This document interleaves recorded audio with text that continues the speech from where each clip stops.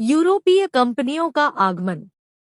नीला जल योजना blue water policy से संबंधित है। De Almeida Vasco D gamma Calicut तट पर पहुंचा। 1498 ईस्वी में पुर्तगाली उपनिवेश का प्रथम वायसराय भारत में था। Francisco de Almeida Vasco D gamma का कालिकट में स्वागत किया था।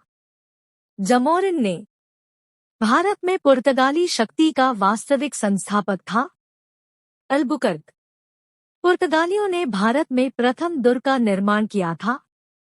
कोचीन में मध्यकाल में सर्वप्रथम भारत से व्यापार संबंध स्थापित करने वाले थे। पुर्तगाली भारत में प्रथमतः सामुद्रिक व्यापारिक केंद्र स्थापित किया। पुर्तगालियों ने बंगाल की बांदेल, चिंसुरा, हुगली तथा श्रीरामपुर फैक्ट्रियों में से जो डच्चों द्वारा स्थापित की गई थी, हुगली एवं चिंसुरा पांडिचेरी के संदर्भ में सही कथन है। पांडिचेरी पर कब्जा करने वाली पहली यूरोपीय शक्ति पुर्तगाली थे। हुगली को बंगाल की खाड़ी में समुद्री लूटपाट के लिए अड्डा बनाया था। पुर्तगालियों ने कलकत्ता का संस्थापक था। जॉब चार्नोक भारत में यूरोपीय शक्तियों के प्रवेश के संदर्भ में सही कथन है। अंग्रेजों ने अपना पहला कारखाना दक्षिण भारत में मछलीपट्टनम में लगाया। पूर्वी भारत में अंग्रेजी कंपनी ने 1633 में उड़ीसा में पहला कारखाना लगाया। डुप्ले के नेतृत्व में फ्रांसीसियों ने 1746 में मद्रास पर कब्जा किया था। भारत के साथ व्यापार के लिए सर्वप्रथम संयुक्त पूंजी कंपनी आरंभ करने वाले लोग थे। ब्रिटेन के ब्रिटिश कंपनियों में से भारत में व्यापार करने का पहला अधिकार पत्र प्राप्त हुआ था।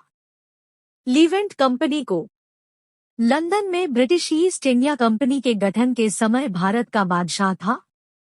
अकबर वह मुगल सम्राट जिसके शासनकाल में इंग्लिश ईस्ट इंडिया कंपनी ने भारत में सर्वप्रथम कारखाना स्थापित किया। जहांगीर के सूरत, सतारा, बॉम्बे, पणजी में से ईस्ट इंडिया कंपनी की प्रारंभिक वेस्टर्न प्रेसिडेंसी थी। सूरत में भारत में 1613 में अंग्रेजों ने अपनी पहली फैक्ट्री स्थापित की थी। सूरत में 17वीं शताब्दी के पहले चतुर्थांश 1625 ईस्वी तक ईस्ट इंडिया कंपनी ने अपने कारखाने स्थापित कर लिए थे।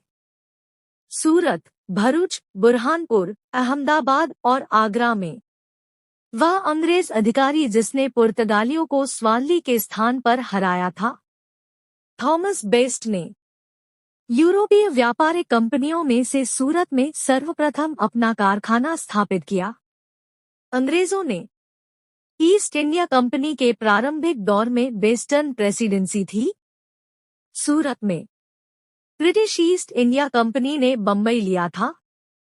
पुर्तगालियों से अवध के नवाब सादत अली ने प्रयागराज, इलाहाबाद का किला अंग्रेजों को सौंप दिया था।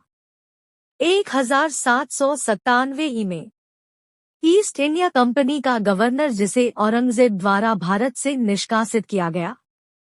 सर जॉन चाइल्ड प्रथम कर्नाटक युद्ध का तात्कालिक कारण था।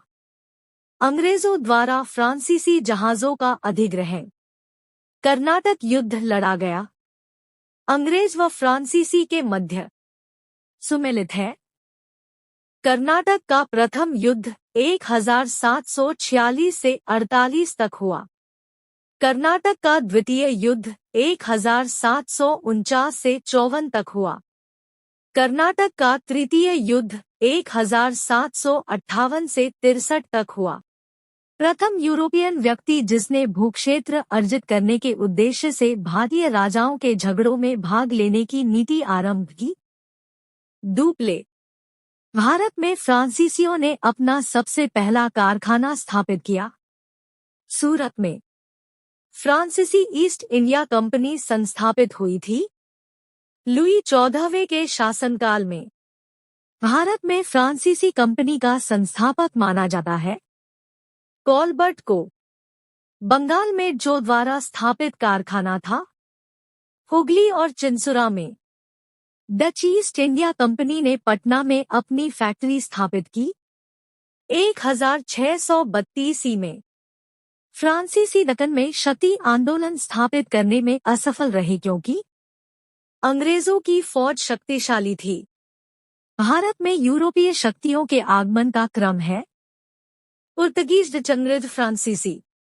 यूरोपवासियों को सर्वोत्तम शोरा और अफीम प्राप्त होता था। बिहार से भारत में डचों द्वारा स्थापित प्रमुख व्यापारिक केंद्र थे नागपट्टनम, चिंसुरा, मछलीपट्टनम, सूरत, भरूच, आगरा, कोचीन, अहमदाबाद तथा पटना। यूरोपियों में से स्वतंत्रता पूर्व भारत में व्यापारी के रूप में सबसे अंत में आए। फ्रांसीसी कंपनी एक असंगति है, परंतु यह उस व्यवस्था का भाग है जहां सब कुछ ही असंगत है। ईस्ट इंडिया कंपनी के बारे में यह टिप्पणी की थी जी.बी. मैकाले ने। शापेल 1748 की संधि के संदर्भ में सत्य कथन है। इससे अंग्रेजों को मद्रास पुनः प्राप्त हुआ। भारत में अंग्रेजों की सफलता तथा फ्रांसीसियों की असफलता के कारण है। अंग्रेजों को बंगाल विजय से अपार धन एवं जनशक्ति का मिलना, अंग्रेजों की बेहतर नौसैनिक ताकत। आप सभी को क्लास अच्छी लगी तो लाइक करें, कमेंट्स करें, सब्सक्राइब करें और आगे की क्लास का नोटिफिकेशन आपको मिलता रहे इसके लिए बेल आइकन ऑन कर लें। मिलते हैं अगली क्लास में। धन्यवाद।